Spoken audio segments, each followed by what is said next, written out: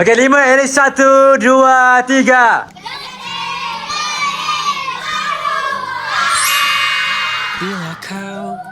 Alright, hari ni guys, kita di Sekolah Mangan Heights tengah membuat satu demonstrasi berkenaan dengan produk alat muzik entertainment ni. Jadi ini produknya dan ini kelasnya. Jadi produk cikgu ni cantik ke tak? Cantik ke tak? Berguna ke tak? Awak rasa cikgu boleh menang tak inovasi ni? Awak bagi markah berapa bersepuluh? Okey, 1, 2, 3. Di mana dia anak kambing saya? Okey. Ketuk bagi kuat lagi. Okey, 1, 2, 3.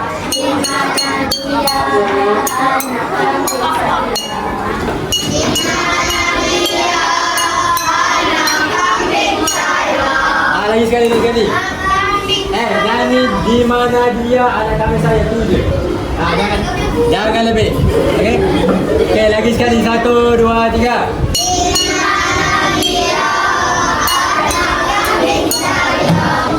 Okay, awak nyanyi kumpulan dulu boleh? Sabar, yang lain ni dengar kawan awak nyanyi kumpulan. Cepat. Okey. Nyanyi ikut kawan awak. Okey. 1, 2, 3.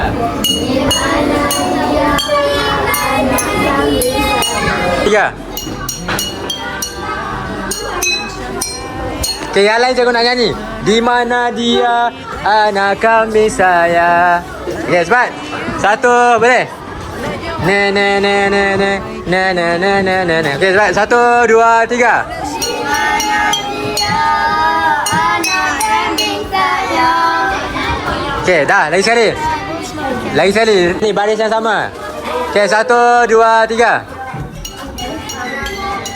Nyanyi. Sabar. Ulang balik. Awak dah nyanyi.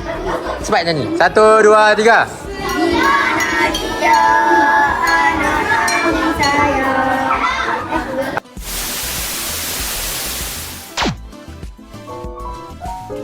Jangan pernah mengalah, walau dalam susah.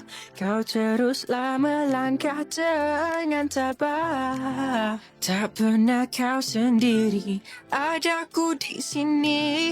Kepadanya kau berserah diri. Let me see you smile, let me see you laugh. Let your worries go away and never come again. I wanna smile.